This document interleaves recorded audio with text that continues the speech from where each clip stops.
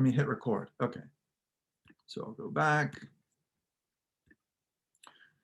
Okay, so we have these two essential foci or questions that you have to address in taking up the paper assignment. So the metaphysical question, the nature of selfhood or personal identity, has to do with what the self is. And then two, the epistemological question of how and to what extent the self, whatever answer we furnish in response to that first question, whatever it turns out to be, can be known. So how do we know the self? How do we come to recognize and define it? And so these questions can be distilled down to what is the self and how is knowledge of the self possible?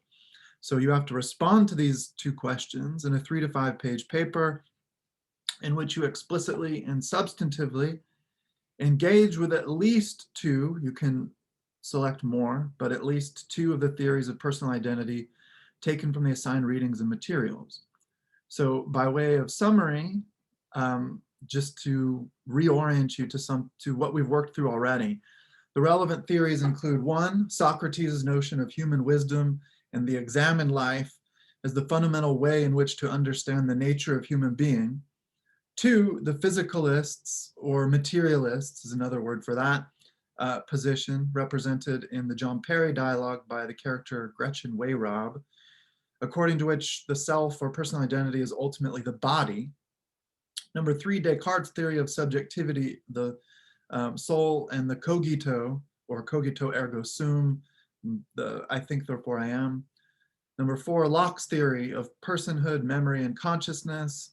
Number five, the no-self view that we entertained last week of Hume and traditional Buddhism, in which we would include Thich Nhat Hanh, although you might also understand Hanh to be advancing a kind of relational theory of the self, which I've subsumed over there with Hegel and Russin under the heading 6.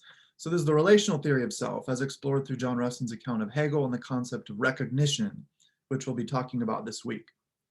So you can engage with a theory. So how do you substantively engage with these theories? Well, there are a number of ways you can do it. You can endorse a theory. So you can say, I have the view or understanding that Descartes is correct, that his theory is the strongest, and here is why. So you provide reasons in support of your claim or conclusion.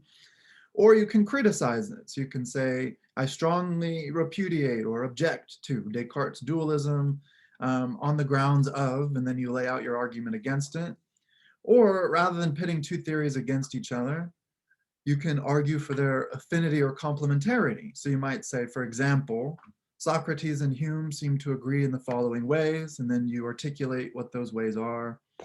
So you can find agreement between the philosophical views, despite perhaps superficial or apparent differences. In any case, no matter how it is that you take up the assignment and you engage with the readings, the materials that we have worked through so far, you have to make an argument. So to make an argument, you have to, one, put forward a claim, which will become your conclusion. So for example, every person or self is essentially identifiable with their soul, a la Descartes. So that would be an essential claim. That is the ultimate conclusion towards which you're working, which you will have to justify and substantiate and provide reasons for through a series of premises, right? And that means you have to defend the claim by providing those reasons. So there should be a thesis statement. This is important. There should be a thesis statement in your introduction.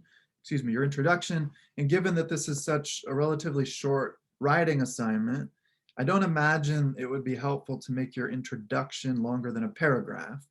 So that means probably, although this isn't a hard and fast necessity, but probably that thesis statement should appear somewhere within the first paragraph of your paper. And so the thesis statement clearly presents, and it should be explicit, right? So the statement clearly presents what your conclusion will be, and then roughly how you intend to arrive at it. So roughly what reasons or points of justification you intend to use in defense of your claim in its advancement. And so in bold here, I have the kind of stylistic guidelines, the structural or formal requirements. So the paper should be 3 to 5 pages, double spaced, 12-point font, and make sure you use I'm not going to demand that you use Times New Roman or anything like that, but just make sure it's a reasonable font. It's not like Comic Sans or Wingdings or something like that. And so it should also be checked for grammar and spelling. And when you engage substantively with the text, and this is in part what substantive engagement means, you should paraphrase the philosopher with whom you're dealing or provide quotations, in which case, either case, that is paraphrasing or quoting, you need to provide citations. You need to give references. And so I'll show you, once I get out of this, I'll show you where I've embedded in our Moodle page a document that has all of the citational data, so all the bibliographic information that you need to make the references and to supply a works-cited page at the end. So most of that work is done for you. It'll largely be a matter of copying and pasting, right? Okay, so papers are due this Sunday, May 9th by midnight. So are there any questions about this assignment?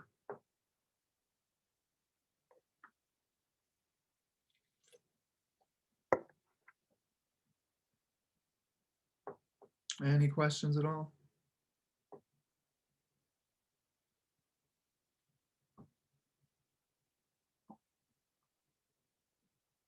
All right. Oh, I have a question. Sure. So you mentioned the theories. Are they like in order from the readings that we've been doing? They're not exactly in order. So we did read Socrates's view through Plato's Apology first. That is his defense. And then we did talk about the physicalist position by way of Weyrob. But we actually, if you remember, we discussed Locke's theory of consciousness before at least digging deeply into Descartes. And then, yeah, last week we did the no self view, and then this week we're rounding it out, this first unit of the course, completing it with Hegel through John Russin. So yeah, it is pretty much in order. Does that answer your question? Yes, it does. Thank you. Okay. Any other questions about this?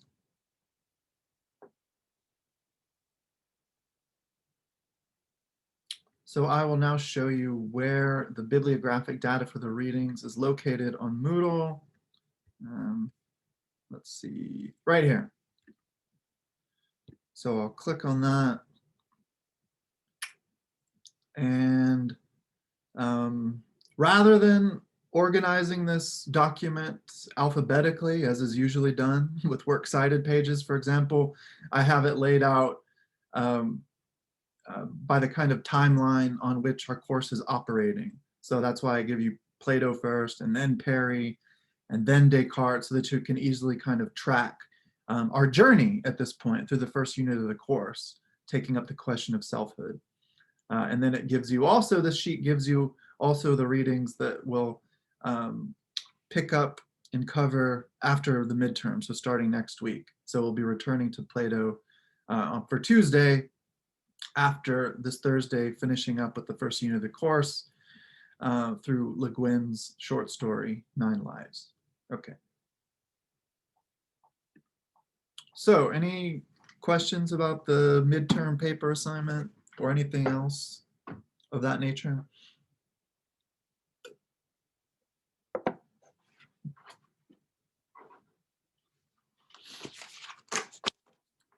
No? All right, cool. So I guess hopefully you guys have a good sense of what you're going to do, and the requirements of the prompt make sense to you. But let me know. Of course, you have until Sunday, so just let me know if questions come up or if you need something to be further clarified or explained differently. Okay. So also let me take a look at the Moodle again, just to anticipate Thursday's session. for our next group presentation.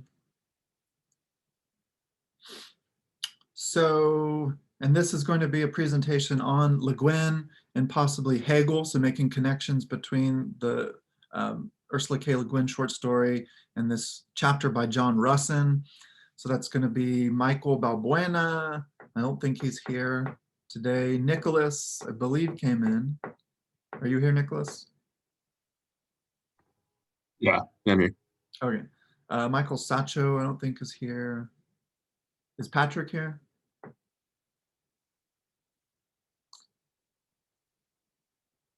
No, so it's just Nicholas here. Okay. Yeah, so have you tried to get in contact with your other group members yet? Or have you had any discussions so far, Nicholas? No, not really.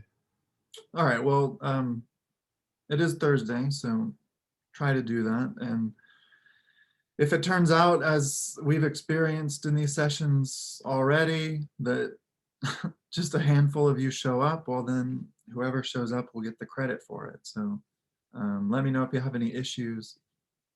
And yeah, I'll send an email to the others in the group maybe this afternoon to see what's going on with them. All right. So there are some things I want to do before we get into the discussion. So I have an existential comic to share and also a brief YouTube video. And so, yeah, the YouTube video is, it's funny and it's really helpful in presenting Hegel's theory of recognition and the master-slave dialectic. And it's a rather long video, but we're only going to watch the first 3 or so minutes of it. And you can find it on YouTube and watch the rest of it in your own time if you enjoy it. But I'll just warn you that I, as a professional, take issue with some of the interpretive moves and explanations that the makers of the video take up after the first introductory few minutes. So that's why I usually don't go ahead and show the rest of it. And so, yeah, we'll do that. But first, how did you guys enjoy reading this chapter? So this is a chapter from a recent text. I think it was published in 2015. So it's relatively new, by the Canadian philosopher John Russin. And the book itself is called Infinite Phenomenology, and it's on Hegel. So the entire book is a kind of exegesis and a contemporary unpacking of Hegelian metaphysics and social and political theory and how these all hang together. But so I'm interested to hear your impressions. So what did you guys think of the chapter and what stood out to you as interesting in terms of what we're going to call emphatically a kind of relational conception of the self? And we already got a preliminary taste of that by way of Thich Nhat Hanh's interpretation of the Heart Sutra, moving away a bit from the Buddhist notion of selfhood as illusory towards, in some measure, this relational conception of identity. But what are some thoughts that you guys have about that?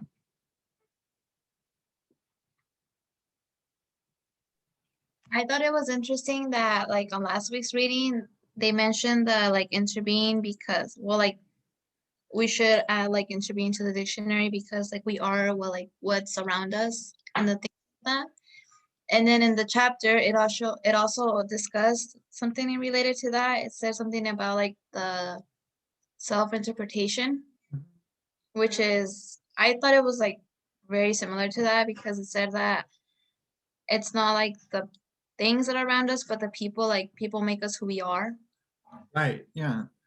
Yeah, so that's this idea of Geist or spirit from Hegel, which is, as Russin both quotes and paraphrases, also following the psychiatrist R.D. Laing.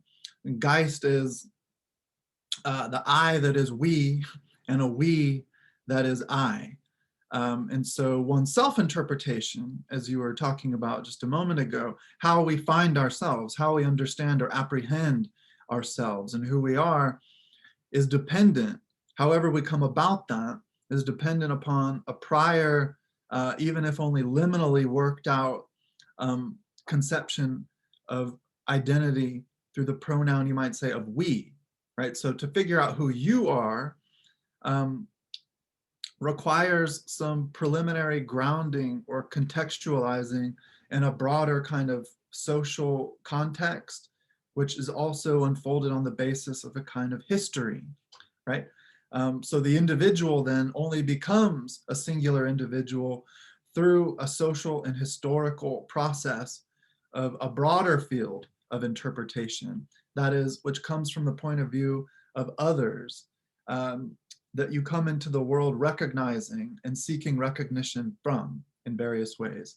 So I said at the beginning of last week, before we got into this idea of selfhood or personal identity as illusory, that for last week and this week, we'll be entertaining two possible oppositional moves to Cartesian metaphysics of the self or personal identity. And so we did that through Hume and Buddhism already, in which case we find that there's nothing ultimately substantial about personal identity, independent of this or that perception or impression, which is always fleeting and disappearing and being replaced by new and ever-shifting perceptions and impressions and sensations and sentiments and so forth, such that there can be no neutral or purely unqualified position of selfhood or personal identity. But one deficiency, and I gestured towards this deficiency a little bit, but one problem with this view is it's not very, and this isn't to say that Thich Nhat Hanh's idea is wrong or that it's inaccurate. It's just to say that the level of specificity and detail that affords us is rather poor, and at a certain register, no longer helpful. So just to go to the interbeing example of within a single sheet of paper, finding the logger, the tree, the sun, the rain, the cloud, and so forth. Well, you might say then that the paper, and this is exactly what Han suggests, that the paper contains literally everything, right? It bears a relation to literally everything. And you could then, since we're considering personal identity, our own selves, what we are in each instance, you could turn that back around on yourself and say, oh yeah, I am everything. Everything is connected to everything, right? But that doesn't really tell you how you are you and me if we are both simultaneously participating as sources of our being in the sun and the clouds and the trees and the air and the water and so forth, right? And so this Hegelian metaphysics of recognition allows us to achieve more careful and detailed specificity on what kinds of relationships, concretely speaking, serve to constitute our identities and how those can shift. Yeah, go ahead, Karina. I don't really see how seeing everything as the same entity is necessarily a problem with the interbeing idea. Like I think that just kind of is the interbeing idea that like that fits with not having any real definable self. So I don't really see what the issue is. Well, like I said, it's not that it's wrong. It's just that when you turn to certain questions of a, say, social, political, or ethical character, it's no longer very helpful when you're trying to get a sense in terms of who you are. And if you take a relational approach and you say, who I am is determined and shaped and influenced, although non-reductively, because we are futurally open in such a way that we can't exactly anticipate how our relationships will direct and shape us. But you can still ask, well, specifically what relationships contribute to my being versus the being of Elena or Nancy, or perhaps even an inanimate object like this coffee cup. If you just say, oh, well, everything that constitutes the relational identity of everything else, well, then that's it. So Donna Haraway, she's a fantastic contemporary philosopher, professor emeritus from UC Santa Cruz, probably my favorite living philosopher. I usually end the course with a reading from Haraway, but unfortunately because of the limited schedule this term wasn't able to do so. But there's a line that really resonates with this issue in one of her most recent books from, I think it was 2016, Staying with the Trouble. She says, nothing is connected to everything, but everything is connected to something. Nothing lives everywhere, but everything lives somewhere. Right? Does that make sense? So with Han, we can just say, oh yeah, everything's connected to everything, which is true in a sense, but the way in which I am related to this coffee cup right now, in virtue of the fact that this coffee cup too is related to the logger and the wood and the sun and all that, is quite a bit different from the way in which, I don't know, the desk or this pen is related to the coffee cup, or the way in which I relate to my parents is quite a bit different from the way in which you would relate to them, encountering them on the street. And so the concrete specificity of those individual or peculiar relationships go a long way to determining the singularity of who you are and what's possible in terms of your existence at a given moment. Does that make sense? I get what you're saying, but I also feel like if we're taking the view that the self is an illusion and that everything around us is what? Oh, sorry, Elena, can you, oh, she's already done. Oh, go ahead, Karina. And that everything around us is simply perceptions that contribute to that self, then we can like separate our experience from the metaphysical idea that we're all, that like everything is the same and is all connected. I don't know if that makes sense the way I said it. But. Yeah, so think of it like this. You can proceed through, and you might even say this narrative I'm presenting right now tracks the very path that we've taken thus far in this class, in our efforts to understand personal identity or selfhood, but not perfectly. But you might say, ultimately, Han is correct that everything is interbeing, everything inter-is, you might say. But that's just like going to the level within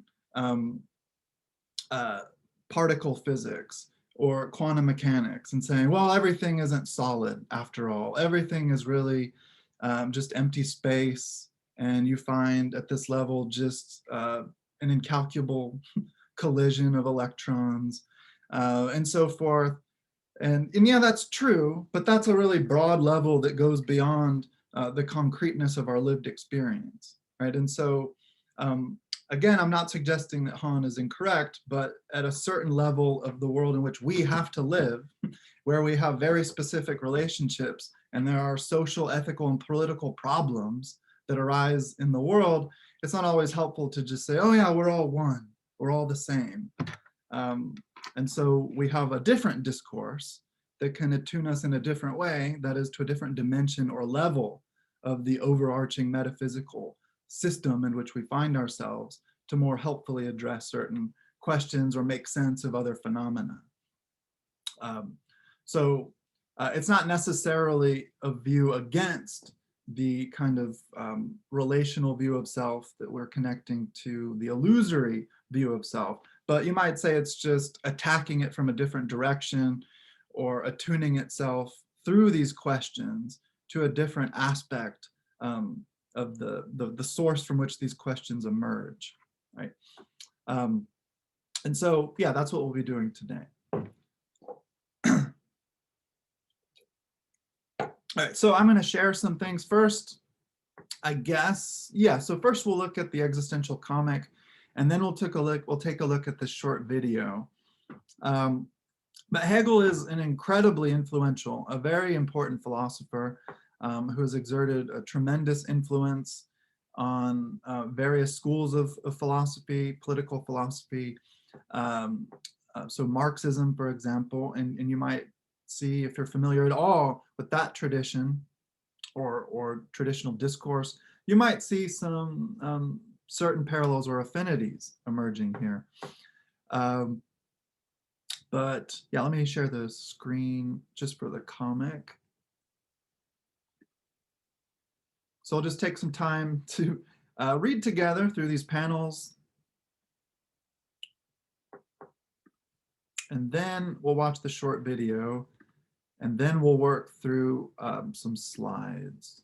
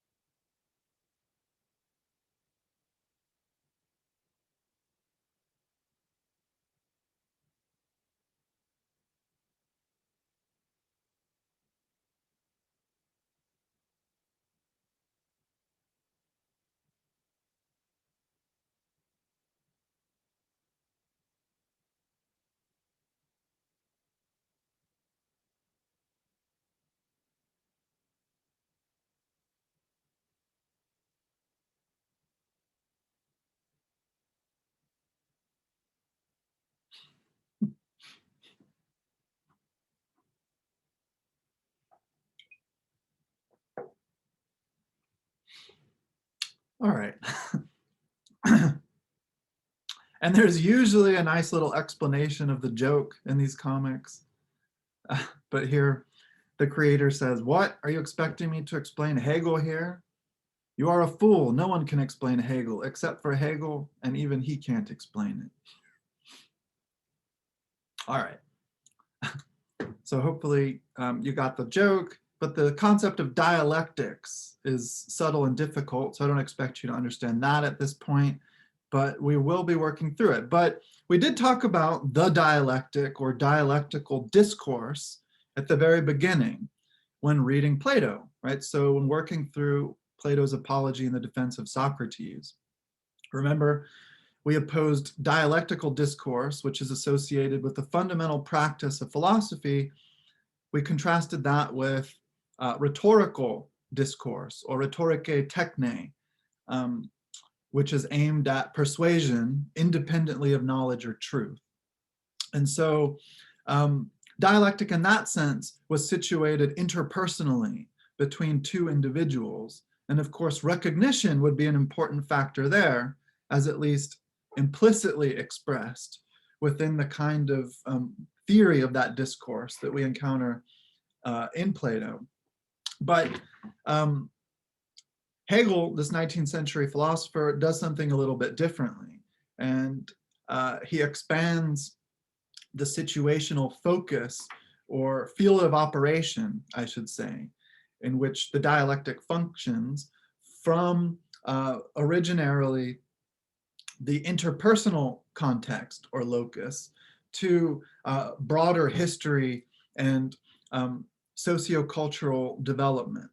And so it's really the evolution of such socio-cultural development towards the telos, that is the final end of completely emancipated cultural self-consciousness that Hegel calls Geist. So Geist happens progressively, historically, through the unfolding of universal reason in its confrontation with material nature and oppositional social forces in this or that moment. And so it's through that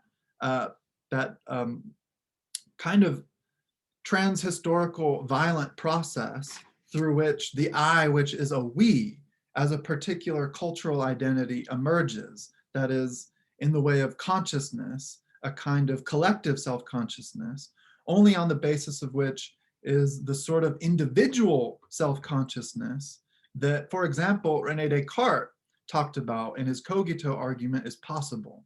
So this is the sense in which Hegel offers an opposing view on the grounds of a relational approach to Cartesian metaphysics.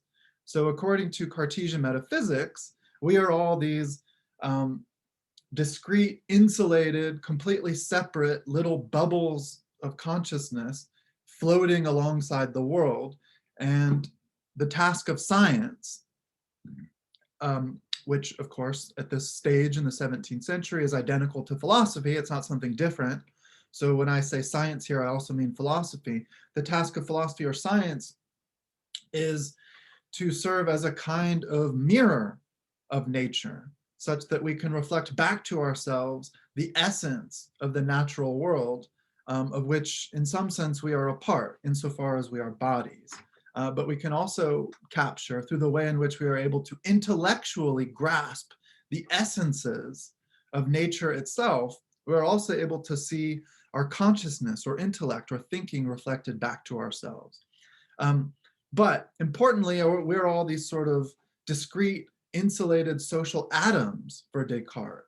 We are all separated subjects. So if you remember the solipsism that comes out of the second meditation, we can't possibly know that anyone else that we encounter that from external presentation appear to be human beings, exemplifying the sort of consciousness which we associate with ourselves, but we can't know in any certain way that these people are literally consciousnesses out in the world. So this is the problem of other minds. And so Hegel is going to oppose the direction of this sort of solipsistic thinking of the nature of consciousness.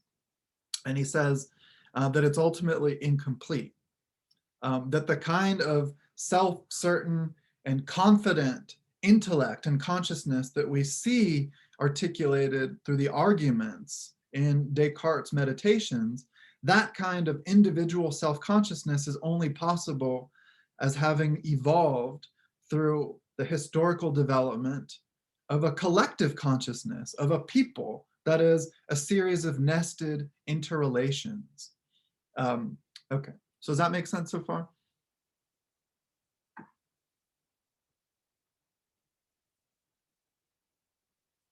So now I'm going to share this video.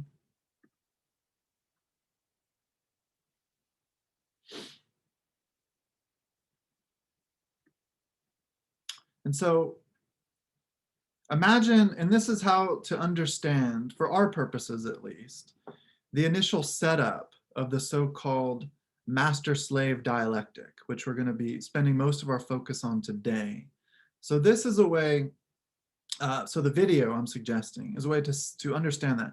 So imagine we're beginning with these little Cartesian bubbles of self-consciousness, where in each of our cases, introspectively, perfectly subjectively, we can each come to recognize with indubitable certainty that we exist, and specifically exist as thinking things, res cogitans, according to Descartes. So imagine you have come to this sort of self-consciousness of yourself alone in terms of who you are. You have acquired the sense of yourself by way of the Cartesian cogito. So you think, therefore you are.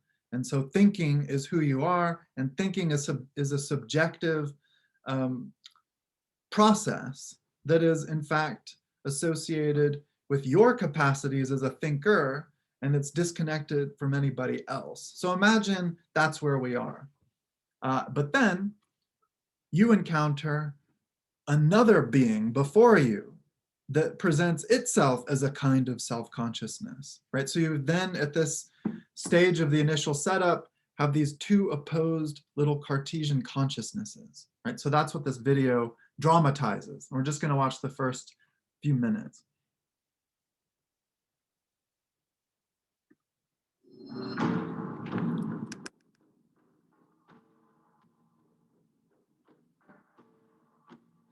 What are you? Should we be able to see your screen? You want me? Oh, what's that? Did it not share? No, I don't think so. Oh, crap. Thanks for letting me know. Hold on.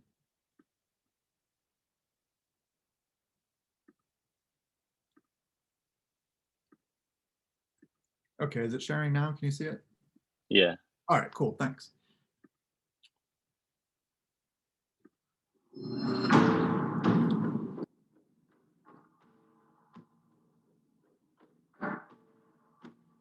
What are you?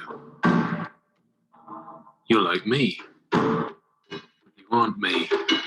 What are you? An object? An animal? Are you looking at me? Wait. If you're looking at me, then there's a me. I exist. And you exist.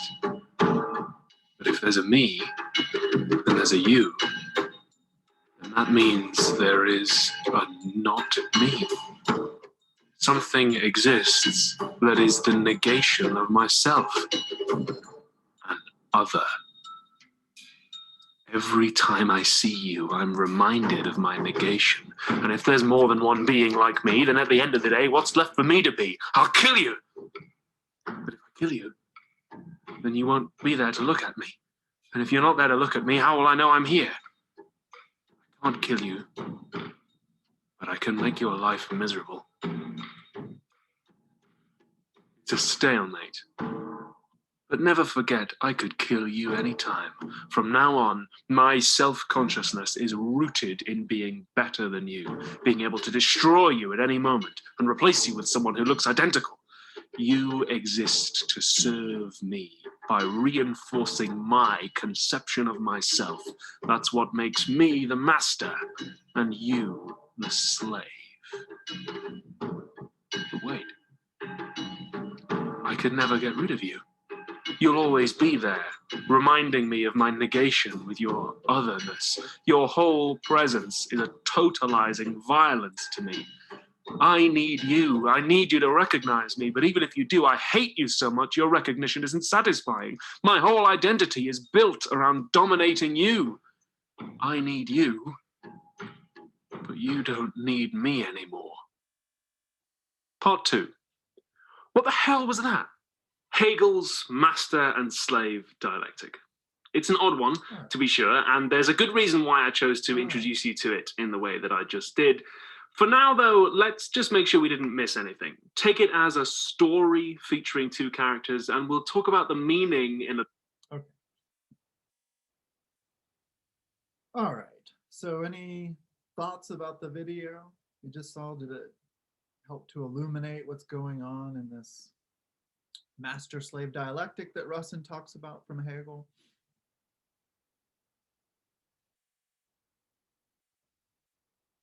Wow, we're down to only 10 students. I thought that was really confusing. Like I was trying to follow along what he was saying, but then I got lost like halfway through it. Okay. So, can anyone help Nancy? Did anyone understand what's going on there? So of course he's looking at himself in the mirror, but we're supposed to see the situation as if he's encountering for the first time. So it's a kind of abstract theoretical starting point. For the first time, some other person, that is to say, not a house or a tree or a stone, but some other consciousness that in receiving your gaze returns it back to you, right? So can anyone help explain that or help with Nancy's confusion there?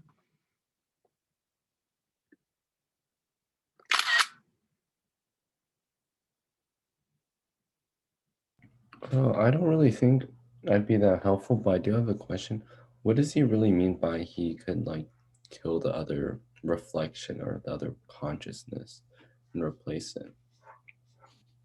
What does he mean by he could kill it? Yeah. Is it just like he's just kill it and replace it to Well, Still be able to recognize himself. yeah, so well, we'll get into those details, but so the situation that Hegel gives us, this master-slave dialectic, is towards the direction of presenting his theory of recognition in a concrete way, which can be made sense of in this or that historical setting or context. But we can use, as other philosophers in the Hegelian tradition have done, we can use more ordinary circumstances. So think about, and this is from the 20th century French philosopher Jean-Paul Sartre. So think about if you are, and you might have had an experience like this. It's in some ways perfectly ordinary. Imagine you're taking a walk in a park and it's a beautiful morning. There's no one else around. You have the entire park to yourself, right? You can see in every direction. The horizon is open. There are beautiful trees and flowers. There's a nice breeze. You're looking at the green resplendence of the field, and you're sort of lost in your own thought. You're not very self-conscious, to use the beginning of the Russian chapter. So following Lang, so that remember there are these two ways that we understand self-consciousness. On the one hand, we mean it in the way that we've been using it for the first unit of the class. Self-consciousness means, so this is on the first page of the reading, knowledge of ourselves, something like our introspective insight into our own private psyches. So the knowledge that you can access at any moment that you exist. So the knowledge that occurs to you with no effort in the morning before you even open your eyes and understand who you are. That's a kind of self-consciousness. But on the other hand, when we use that phrase, he says, we describe ourselves as self-conscious precisely when we experience ourselves as exposed before the gaze of another. In other words, self-consciousness here names not my view of myself, but my exposure to the view others have of me. So imagine in this situation, you're strolling around the park, you're not self-conscious in that latter sense. So there is no one observing you. You're not thinking of yourself as a body. You're simply there, enjoying the scene. But suddenly, you notice that there's someone else in the park, and perhaps they've been there the whole time. You just didn't observe their presence. They're sitting on a park bench, 50 yards from you or something, and they're looking at you. Well, suddenly, and Sartre uses some kind of hyperbolic language, but it's as if there's a vortex that kind of sucks your self-consciousness out of yourself, right? Like a drain. You are sort of sucked into the view that this other person has of you, and now you're very much aware of what you look like. Suddenly you realize that you're wearing your pajamas or something. Suddenly think, oh shit, I look like a Slav. I didn't even get dressed this morning. And therefore the other perspective, which is now conscious of you and in some measure recognizing you as another self-consciousness, serves as a limit on your self-consciousness. It serves to push you outside of yourself, such that when you're alone in the park, we say that your consciousness is not, spatially fixed. That is to say, it is not determinately located. So when you're just freely strolling about a space and you look 100 yards at a tree on the hill, in some way you can say that your consciousness, your being, is on that hill. It's over there, right? So the horizon just sort of opens up for you. And it's because of that, the consistency between the present location of your body and the expansive character of your consciousness, exceeding the limits of your bodily presence, that you can move, that you can go from one space to another. And when I'm doing something ordinary, like leaving my office to go eat lunch or go to the restroom or something, as I approach my office door, in an important sense, I am already on the other side of it before I even open it, because my consciousness is anticipatory in that way. But the presence of another, of a kind of bodily limit, but not just a physical bodily limit, but the limit of being fixed in a kind of recognitional pattern on the basis of the consciousness of another shows up to you in your basic awareness of yourself. And so this is the dynamic of a really primitive social encounter, right? Where one consciousness encounters another consciousness. And in that encounter, one sees a limit on oneself. So this is why the speaker in that video was using this sort of Hegelian vocabulary and speaking of oneself and the other in this relationship as of a kind of positive consciousness and oneself as negation, that is. So if I see another self-consciousness, then that self-consciousness shows up just as mine does, as a source of desire, inclination, or will. And in an important sense, that other source, so the other person, the other consciousness, the other source of desire, inclination, and will can, in the exertion or self-realization or pursuit of this desire, inclination, and will, can limit my own desire, inclination, and will. So if I want to pass, if I'm not at a park, but if I'm in a more constrained or limited, spatially speaking, social or public environment, I want to pass someone on the sidewalk.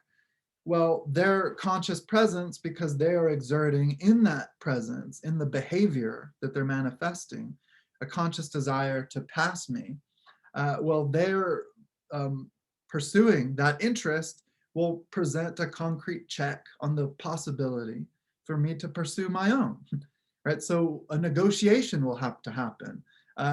So it's like the game of chicken. One of us will have to move. That is, one of us will have to attenuate or make some change to our originary desire, which in an abstract sense, before we encounter any other self-consciousness, is unlimited and in an important way, understandable as infinite, right? So it's really the presence of another self-consciousness which brings me to understand my own finitude. That is, that my consciousness isn't everything, that there are other sources of will and desire that can oppose, undermine, or through physical violence, possibly even destroy the very source of my consciousness, which is articulated through will, inclination, and desire. Does that make sense, Charles? So yeah, so when he says, I could kill you, he's expressing frustration at this moment, where initially consciousness was infinite, but now it encounters this blockage, this questioning, this stop, which can potentially serve as a violent undermining or checking of what I am in my essence, which is the processual unfolding of desire. Right? So other desires can check the possible fulfillment of my own. And so how one reacts to that in this sort of abstract primitive setting is through frustration, which can lead to violence. So you say, I'm going to end this consciousness which questions or limits my own consciousness, such that I can enjoy, as I previously did, the infinity or infinitude of my being. And I don't have to concern myself as negated, that is, as questioned, limited, or checked. Does that make sense? Yeah. I was just kind of confused, like why there's so much tension between like him and the other consciousness. So yeah. But in the park setting, you wouldn't necessarily, at least I hope not, want to kill the other person that you see in the park. You're not going to be like, oh my God, he saw me in my Avengers pajamas. I got to bash this guy's head in. Instead, you might think, well, I want to get away. I don't want to be around this. I mean, that's exactly how I react. I don't know you. You might just say, oh, I just want to go to this part of the park so this guy doesn't look at me anymore, so that I can enjoy this sort of freedom and openness, in which case, if I have self-consciousness, it's only in the first sense that I am implicitly aware of my presence in the world, which would, if I do encounter another, for my part, pose a check or a sort of limit on them. right? So you might be aware of that, but you'll be freed from the self-consciousness, which on the part of another is pinning you down or limiting your potential behaviors.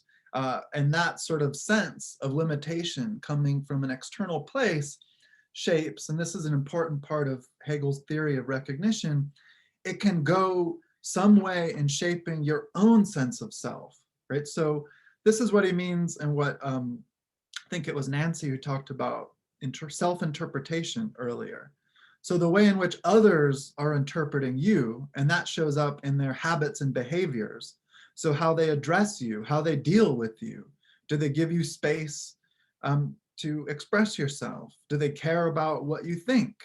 Do you really matter? Do you have, in that sense, the basis for what Lang identifies in our reading as ontological security?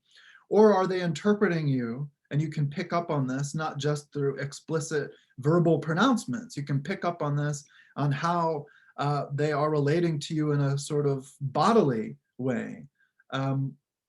You might, so however they're relating to you, this sort of interpretation of who you are in terms of your otherness is manifested in their habits, and this is where the dialectic happens. You internalize that and begin to think of yourself in a different way, right? So this is to say that our own self-understanding and self-consciousness is constrained and shaped in ineliminable, that is undeniably important ways by how others relate to us and by how we find ourselves in different social contexts. So the second meditation from Descartes, where he comes to realize in a really robust conclusion that he exists as a thinking thing, Hegel would say that conclusion, that self-realization is only possible within a broader social sphere in which one has been sufficiently recognized as a legitimately existing self-consciousness by other self-consciousnesses. And if that wasn't the case for Descartes in his own social evolution, his own upbringing in the particular community in which he came to find himself, he would have never arrived at the strong conclusion of the cogito. Does that make sense?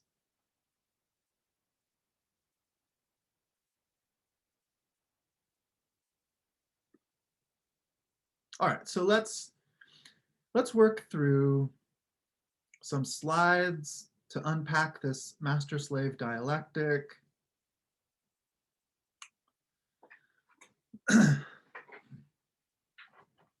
But actually, it's a good time to take just a few minutes of a break. So why don't we do that? Let's take around 5 minutes or so. So 11:37 or so, we'll come back and we'll pick this up. All right. So I'm going to run to the restroom. I'll see you guys in a few minutes.